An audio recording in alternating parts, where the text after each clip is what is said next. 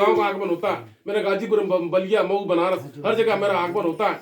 आप भी जैसे भगत जिस प्रकार से आपने सीख सिखाई लिया, आपको मिल गया, मैं उसको समझाया गया, बताया गया, आपका मन मान गया और आपने विश्वास कर लिया माता जी, अब विश्वास कर लिया माता जी। अब माता जी के विश्वास के सारे आपके घर गृहस्थी चल रहा है।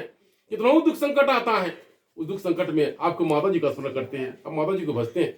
इस बात में जिस प्रकार से भगत जब दरबार से लग जाता है तो घर में कलश रख लेता है, माता जी की जोत जलाता है, जो घर में माता जी की ज्योति जलता है वहां से नकारात्मक ऊर्जा दूर भाग जाती है। जिस प्रकार कोई भूत पर जादू टोना करता नहीं आ सकता, कोई गणन व्यार नहीं आ सकता, कोई ऊपर झापा किसी के ऊपर नहीं आ सकता। इसी विश्वास पर भगत दरबार लगा हुआ, दरबार से लग करके दया कृपा का भगदार बन रहा है। तो घर घर में भक्तों ने इन माता जी का कलश स्थापित करके भक्तों ने माता जी की उपासना पूजा पाठ किया।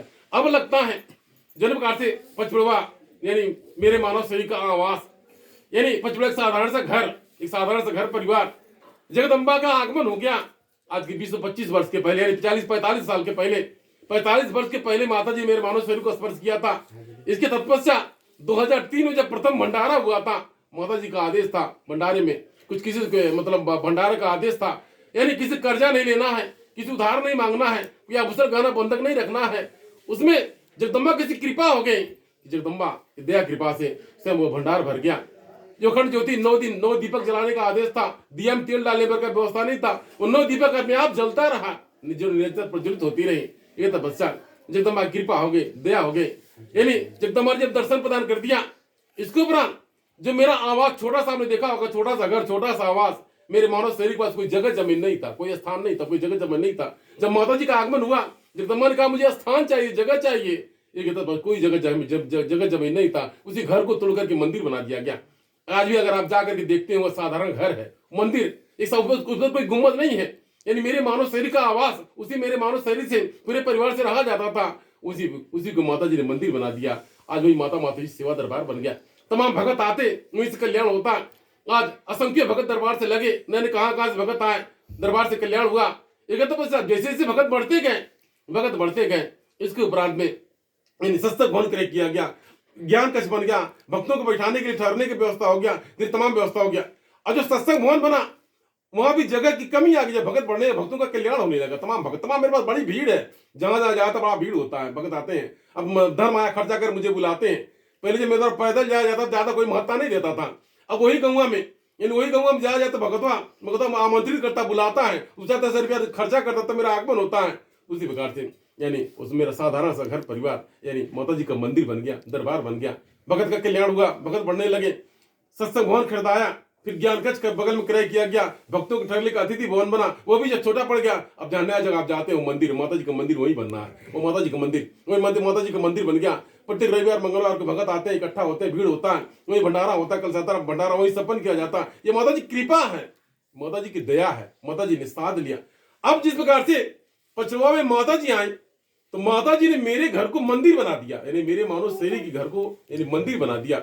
उसी प्रकार से देखा जाता है जो भगत दरबार से लगा है उसके भी घर को माता जी ने मंदिर बना दिया। अजीब कैसे, आज आप भगत दरबार से लगे, घर में कलश स्थापित रखते हैं, घर में ज्योत जलाते हैं, ये माता जी का स्थान है। माता जी चौरी पिंडी की आवश्यकता नहीं है, माता जी का हाथी घोड़ा की आवश्यकता नहीं है। आपके मन में माता जी ने स्थान बना लिया, आपके मन में माता जी ने डेरा लगा दिया। आप घर परिवार से माता जी की उपासना पूजा पाठ करते हैं, माता जी आपको समस्त नकारात्मक ऊर्जाओं से मुक्त कर रही है। अब जिस प्रकार से पचवा दरबार में यानी पचवाली माता जी के रूप में माता जी ने कुल देवी के रूप में पूजा लिया। आज पचवा दरबार की कुल देवी है, जिस प्रकार से यानी मेरे मानव शरीर के परिवार की कुल देवी है। उस प्रकार देखा जाए तो जगह जगह जो भगत दरबार से लगे उनको कुल देवी देवता के रूप माता जी पूजा रही है।